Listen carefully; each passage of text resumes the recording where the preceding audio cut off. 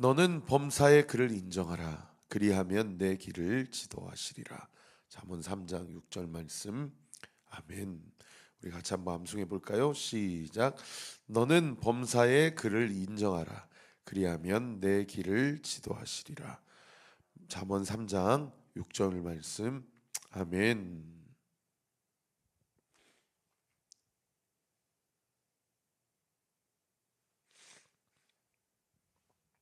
오늘 본문 14절에 보면 그 후에라는 말씀이 있습니다.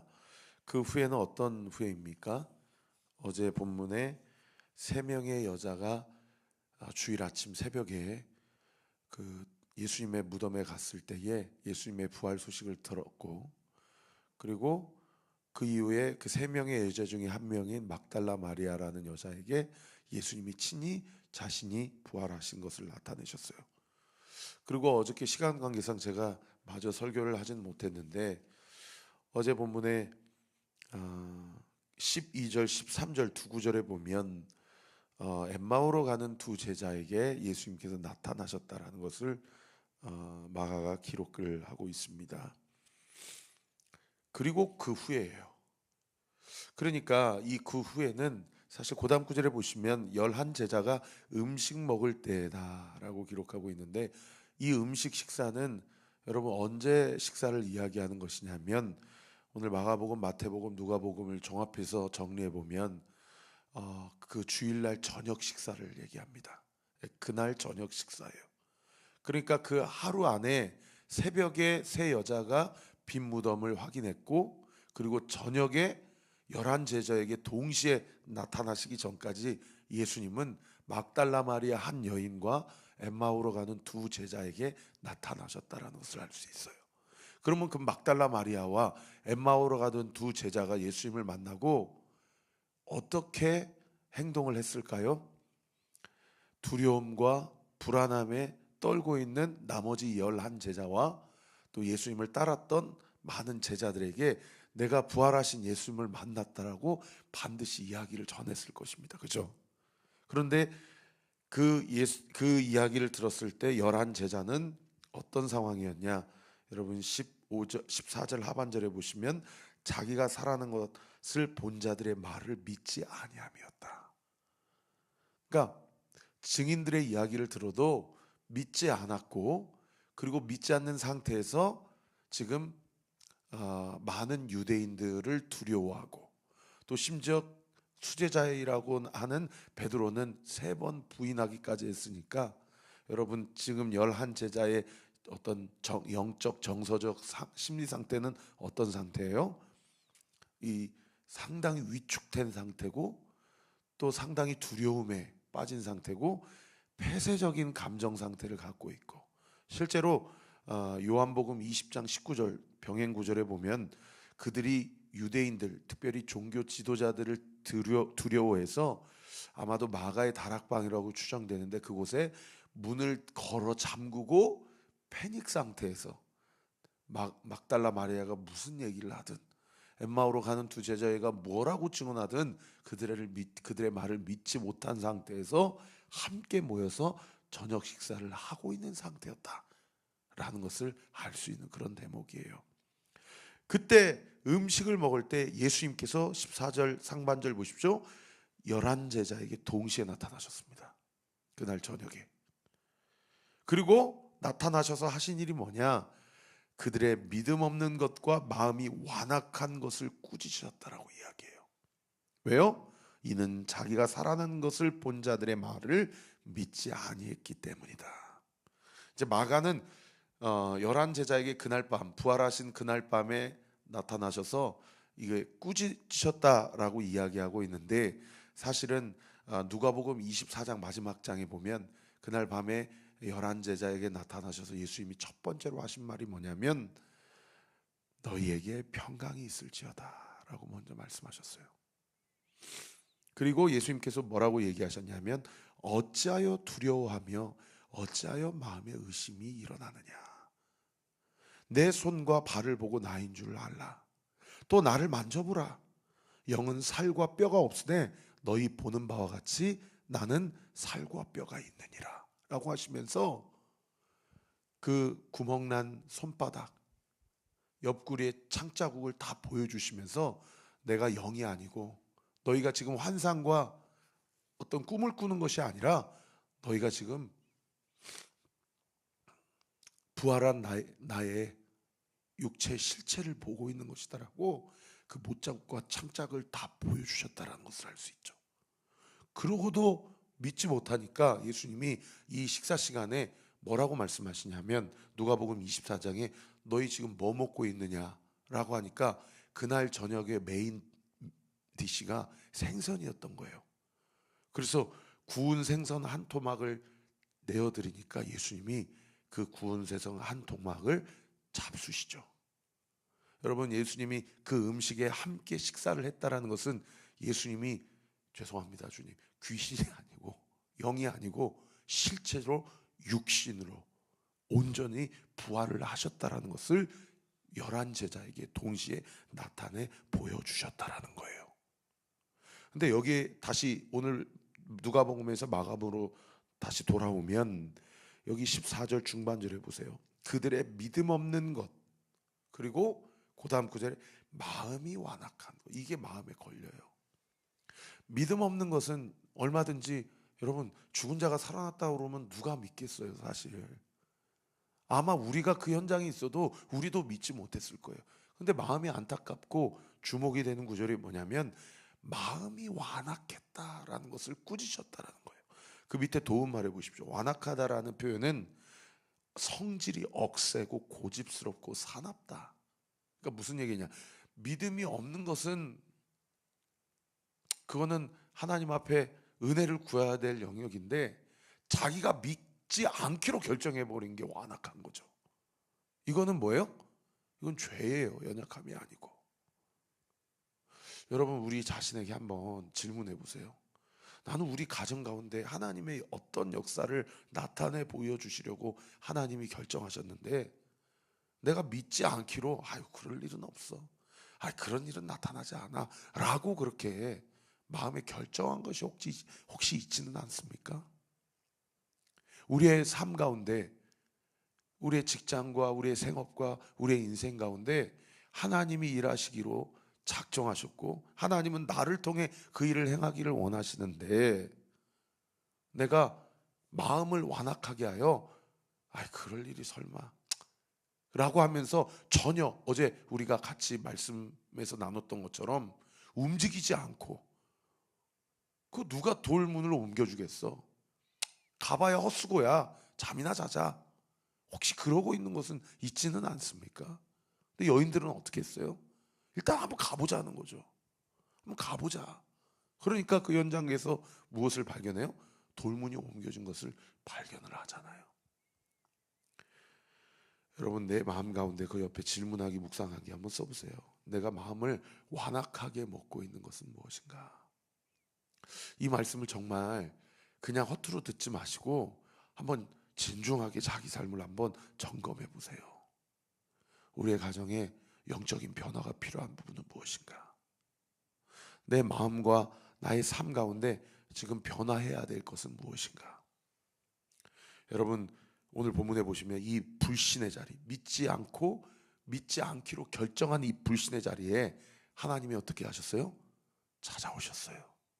불신의 자리가 어떤 자리로 바뀌었어요? 하나님의 찾아오심의 자리로 바뀌었어요. 여러분, 이게 은혜예요. 할렐루야.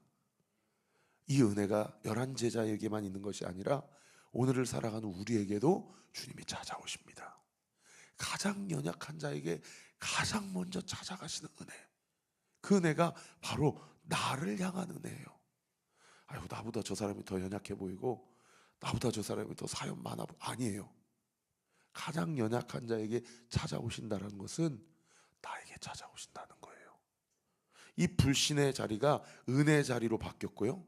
여러분, 식사 자리에 주님이 찾아오셨다는 건 뭐예요? 그 자리가 일상의 자리라는 거예요. 일상의 자리에 주님이 임재하셨어요. 여러분, 우리 온리 교회에서만 하나님의 은혜와 하나님의 감동을 느끼지 마세요. 오늘 이 하루 이렇게 말씀 들으시면 오늘 하루 여러분의 가정과 생업, 직장과 학교 가운데서 여러분의 그 일상의 자리가 하나님의 임재가 임재의 자리가 된다라는 것을 믿으세요. 그럴 때 성령이 나를 통해 말 한마디라도 여러분 영혼들을 살게 하고 하나님 나라를 경험케 하는 놀라운 축복의 통로로 주님이 우리를 사용해 주실 것입니다. 그런가 하면 이 책망의 자리죠. 아까 지금 제가 세 가지 얘기했어요. 불신의 자리를 찾아오심의 은혜의 자리로 바꾸시고, 일상의 자리를 하나님의 임재의 자리로 바꾸시는 주님이 이 책망의 자리, 꾸짖으시는 이 자리를 어떤 자리로 바꾸십니까? 오늘 본문 15절에 보십시오.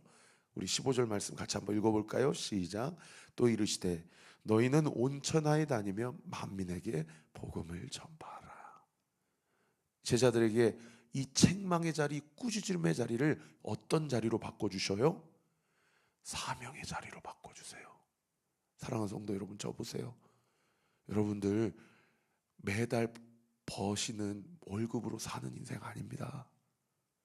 여러분, 우리가 주님을 먼저 경험하고 그리스도로 거듭나게 된 이유는 주님이 우리를 통해 하실 일이 있기 때문이에요. 아멘. 그 사명이 무엇인지를 온리교회에서 분명하게 발견하고 여러분 일상의 사명의 자리로 나아가세요. 그리스도인은 여러분 어디 뭐 불교처럼 그렇게 막 산으로 올라가는 거 아니에요. 중세 어디 수도원처럼 아이고 이 세상은 너무나도 번잡하고 세속적이고 음란하니까 나 혼자 거룩하고 깨끗하게 살아야 되겠다. 물론 기도원 가서 그렇게 기도할 시간이 필요한 경우가 있기는 해요. 그러나 그리스도인은 그리고 하나님 나라 교회는 철저히 세속적인 세상 한복판에서 구별되어 세워져 사명을 감당하는 그 한 사람의 순종을 통해서 하나님은 하나님의 주권과 그의 나라를 확장시키셔요. 저희 어머니가 저희 아버지가 얼마나 많이 핍박하고 저 어렸을 때, 지금은 안 그러세요. 지금은 누구보다도 어머니를 많이 도와주시고 목회를 도와주시는 장로님이시지만은 저 어렸을 때는 많이 좀 여러 가지 부부 갈등의 중요한 문제 중에 하나가 신앙 문제였어요. 그래서 제가 와 저렇게 싸울 바에야 정말 두 분이 이혼했으면 좋겠다. 늘 이렇게 마음에 가정 안에서도 제 그 민감한 중고등학교 시기에 이렇게 할 바에 안 믿었으면 좋겠다라는 마음이 한켠에 있었어요. 그때 저희 어머니가 금식하며 하나님 부르심 받고자 기도원에 몇 번을 올라가셨어요. 근데 그때마다 하나님이 저희 어머니에게 너 내려가라. 그래서 저희 아버지는 또 그렇게 싸우시다가도 또 그렇게 기도원 올라가면 전국에 있는 기도원을 다 전화를 하셔갖고 저희 어머니를 또 다 짜줘요. 찾기 전에 어머니가 며칠 안 돼서 양손을 무겁게 하고 집에 찾아오셨어요. 그러면서 아버지한테 사과하고 저한테 사과하고 제 동생한테 사과하고. 여러분 때로는 우리가 도망치고 싶을 때가 있어요. 저도 죄송합니다. 저도 누구 때문에가 아니고 저도 목회 그만하고 싶을 때가 있어요. 근데 얼마나 이 영적인 근육이 이 연약해지고 쇠약해지면 사탄 마귀가 그때를 귀신처럼 알고 틈을 타요. 근데 그럴 때마다 하나님께서 저를 붙들어 주시는 것을 제가 영적으로 느끼고 무엇보다 믿음의 동역자들이 주변에 있어요.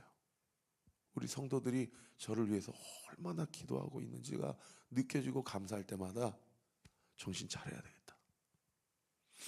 여러분 도망치고 싶을 때가 있다라는 것은 그것은 우리의 연약함을 우리의 어떠함을 하나님이 들추시고자 그것을 경험시키게 하시는 것이 아니에요. 그거는 주님이 우리로 하여금 사명의 자리로 나아가게 하시는 영적 인도하심이에요. 여러분 그럴 때마다 주님 붙잡으세요. 그래서 책망의 자리가요 사명의 자리로 바뀝니다. 이게 은혜입니다. 여러분 교회에서 함께 설교 들으시고 말씀 들으시고 등대 모임에서 서로 기도 제목을 나누실 때에 여러분 그 자리가 많은 영적인 찔림과 책망을 듣는 자리가 돼야 됩니다. 아니면 우리는 막 내 감정에 취하거나 자기 중심성이 우리 안에 죄성으로 있기 때문에 회피하고 싶고 도망치고 싶어요. 그러나 주님이 그럴 때마다 이 공동체를 통해서, 믿음의 동역자를 통해서 우리로 하여금 다시금 사명의 자리로 나아가게 하셔요. 그리고 만민에게 복음을 전파할 때 여러분, 복음은 단순합니다. 간단해요. 복잡한 게 아니에요. 고다음 9절 16절에 보십시오. 믿고 세례를 받는 사람은 구원을 얻을 것이요, 믿지 않는 사람은 정죄를 받게 될 것이다. 이걸 여러분 우리의 삶을 통해서 나타내는 겁니다. 하나님을 경외하는 것. 이번 한 주 우리가 잠언 3장 6절 암송할 때 범사에 하나님을 인정하는 것. 그러면 주님이 그 사람의 인생을 친히 인정하시고 또 지도하시고 책임져 주세요. 그렇게 복음을 전파하는 사명을 감당할 때 여러분 믿는 자들에게 4가지 권세를 주십니다. 17절에 보십시오. 믿는 자들에게는 이런 표적이 따르리니. 이 표적을 기적이라고 안 하고 표적이라고 한 이유가 있어요. 사람들은 기적을 사모하거든요.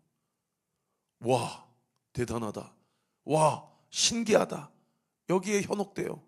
근데 주님이 우리에게 주시는 것은 기적, 어떤 마술이나 마법이 아니고 여러분 표적이에요. 표적은 무엇입니까? 영어 성경에 사인이라고 돼 있어요. 표적은 가리키는 방향성이 있다는 거예요. 그게 뭐냐? 첫 번째, 어떤 권세를 주시냐? 곧 그들이 내 이름으로 귀신을 쫓아낸다. 여러분, 귀신을 쫓아낸다는 얘기는 무슨 얘기입니까? 하나님이 우리에게 주신 권세가 사탄 마귀의 권세를 이길 수 있다라는 거예요. 할렐루야. 여러분, 이미 예수님의 십자가의 죽으심과 부활을 통해서 사탄의 패배는 결정되었어요. 아멘. 그런데 왜 잔당무리가 이렇게 활개치냐? 제가 지지난주 설교 때 2가지로 여러분과 함께 나눴어요. 끝까지 참으시고 한 사람이라도 구원하시려고 지금 하나님이 최종적 심판을 미루고 계시는 것이고, 이 모든 일련의 과정 가운데 하나님 우리를 연단시키시고 단련시키시기 위함이에요. 그래서 그 과정 가운데 하나님이 우리를 무엇을 경험케 하시나? 영적 전쟁을 경험하게 하세요. 아, 모든 일들이 우연이 아니구나. 하나님의 주권과 섭리 아래에 있구나. 그리고 보여지는 이 물질 세계가 전부가 아니고 이 3차원의 물질 세계를 주관하고 다스리는 두 영의 다툼과 전쟁이 있구나. 이 전쟁의 최종적 결론은 이미 그 결과가 정해져 있지만 마지막까지 한 영혼이라도 같이 지옥으로 데리고 가려고 하는 이 사탄 마귀 졸개에 이 관계가 있고 계략이 있구나. 그러나 하나님은 우리에게 어떤 권세를 주셨어요? 여기 보시면 귀신을 내쫓아내는 하나님 나라의 권세를 우리에게 주셨어요. 할렐루야. 여러분, 이 권세를 오늘도 사용하세요. 여러분, 예수님의 보혈, 예수님의 피는 생명이 있고 살리게는 능력이 있습니다. 아멘. 여러분이 사랑하는 사람들을 위해 기도할 때 그 사람이 예수님의 보혈로 덮고 사탄 마귀의 놀이개나 장난감으로 사탄 마귀가 장난치지 않도록 선포하며 기도하세요. 아멘. 2번째는 무엇인가? 그다음 구절에 보세요. 새 방언을 말하며. 밑에 도움말에 보시면 외국어 또는 알지 못하는 언어다. 하늘의 언어예요. 새 방언. 여러분, 이 예언이 정확하게 언제 성취가 됐습니까? 사도행전 2장에 성취가 됐어요. 오순절, 6월절 이후로 50일이 지난 이후에 여러분, 오순절날 이 마가 다락방에서 너희는 예루살렘을 떠나지 말고 약속하신 성령이 너에게 임하기까지 기다리라 하신 그 말씀대로 기다릴 때 여러분, 성령이 비둘기처럼 급하고 강한 바람처럼 불의 혀처럼 임할 때에 각자의 머리 위에 성령의 불이 임하게 되고 여러분, 방언이 터지게 됐어요. 여러분, 방언의 은사는 뭐 이렇게 어려운 은사, 복잡한 은사, 이상한 은사 아니에요. 저는 새벽마다 여러분들을 위해 기도하고 우리 모두를 위해, 교회를 위해, 나라와 민족을 위해 기도할 때 저는 처음부터 끝까지 다 방언으로 기도합니다. 여러분, 방언의 유익은 2가지입니다. 첫째는 기도 시간이 길어져요.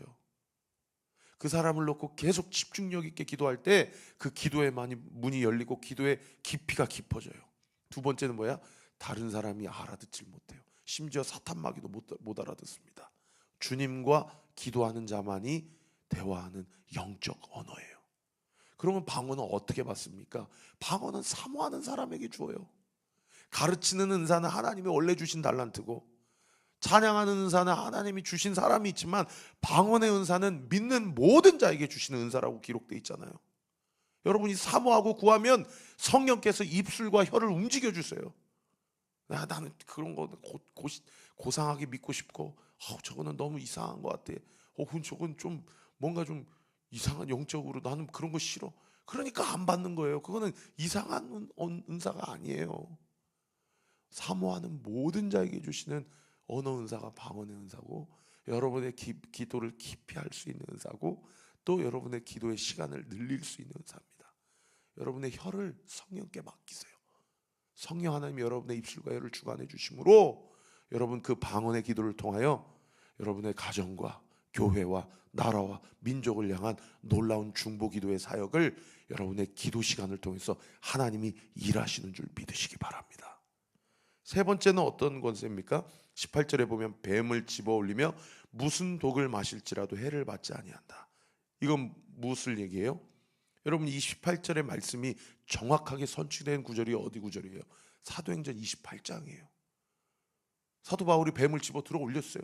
그리고 그 독사가 세상에 그 섬에 있는 사람들이, 이 사람은 풍파로부터는, 태풍으로부터는, 이 사람은 광풍으로부터는 살아났지만은 이 사람은 신의 저주를 받은 사람이에요. 이렇게 사람들이 생각했어요. 그런데 세상에 그렇게 물려도 전라도 사투리로 아무시랑 괜찮았어요. 여러분, 이 뱀은 요한계시록 12장에 보면 옛 뱀이라고도 하고 용이라고도 하고 사탄 마귀라고 얘기합니다. 여러분, 사탄 마귀를 집어 들어 올리고 사탄 마귀의 어떤 간계와 공격으로부터 어떤 해도 받지 않는다는 걸 의미해요. 마지막 네 번째는 무엇입니까? 병든 사람에게 손을 얹은 즉 낫게 될 것이다. 여러분, 이것은 육신의 치유를 이야기하는 것이기도 하지만 영적인 회복을 이야기하는 약속입니다. 여러분, 이 네 가지 권세를 누구에게 주셨어요? 사명의 자리로 나아가는 자들에게 주님이 주십니다. 책망의 자리, 불신의 자리, 마음이 완고한 자리에서 하나님의 말씀을 듣고 찔림을 받아 순종과 사명의 자리로 나아가 복음을 전도하는 자들에게 주시는 네 가지 영적 권세예요. 이거는 목회자들에만 주시는 권세 아닙니다. 이건 예수 그리스도를 믿는, 주인이 바뀐 회심한 모든 그리스도인들에게 주시는 하늘나라의 영적 권세입니다. 여러분, 오늘 이 하루도 이 권세를 사용하십시오. 우리 온리교회 복음 전하는 교회 되십시다. 그냥 나만 믿고 죽어서 천국 가는 그런 자기중심적 신앙생활 다 내려놓고 여러분, 복음에 합당한 삶의 열매를 맺고 복음을 전하기도 하지만 세상 사람들이 나를 보고 복음에 관심을 갖는 삶을 살아내십시다.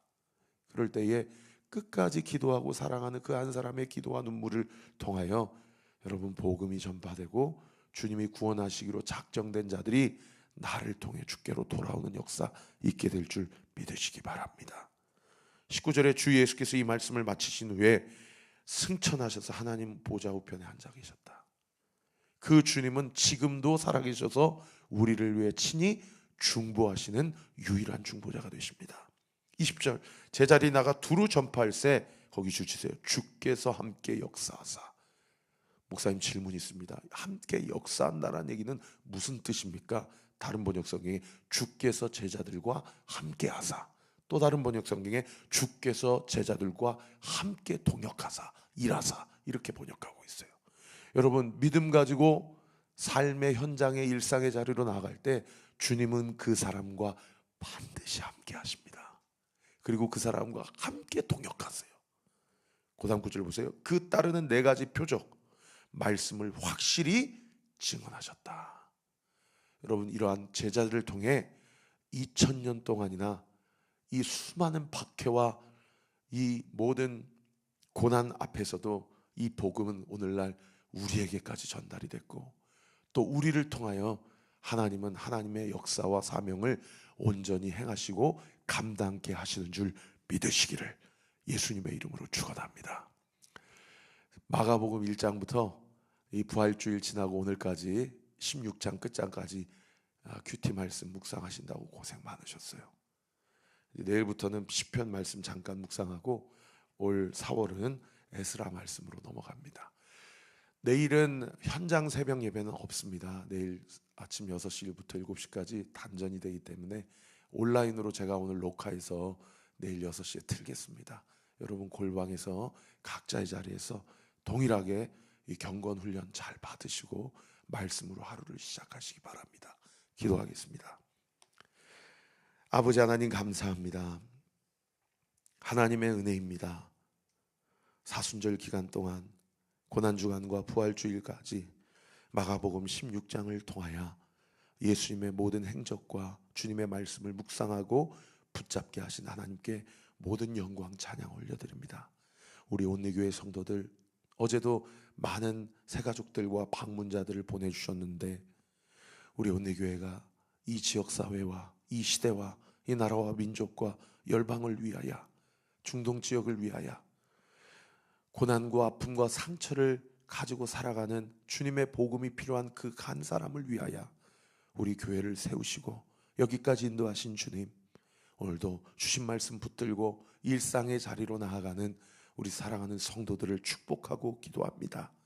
아버지, 우리에게 귀신을 쫓아내며 새 방언을 말하며 뱀을 집어 들어 올리고 무슨 독을 마실지라도 해를 받지 아니하며 병든 자에게 손을 얹은 즉 낫는 놀라운 은혜의 역사, 목회자만 할 수 있는 특권이 아니라 우리 모두가 주님이 공급하시고 확증해 주시는 자녀된 이 영적 권세, 이 하나님의 말씀의 권세 붙잡고 아버지 하나님 불신의 자리에서 은혜의 자리로, 일상의 자리가 임재의 자리로, 책망의 자리, 찔림의 자리가 사명을 감당하는 자리로 완전히 역전되는 귀하고 복된 은혜의 역사 있게 하여 주시옵소서. 오늘도 이 아침에 주님 앞에 간구하는 우리 사랑하는 성도들의 모든 기도와 간구 예수의 이름으로 명하노니 응답될 주여다, 응답될 주여다, 응답되게 될 주여다. 예수님의 이름으로 기도합니다. 아멘. 이제는 우리 구주 예수 그리스도의 은혜와 하나님의 사랑과 성령 하나님의 위로 교통 충만하심이 주신 말씀 붙잡고 오늘도 주 안에서 주님과 함께 동행하며 주의 뜻을 온전히 이루기로 결단하는 우리 사랑하는 온리교회 모든 성도들 머리머리 위에, 오늘 하루의 모든 일정 위에 지금으로부터 영원토록 함께 하시기를 간절히 축원하옵나이다. 아멘.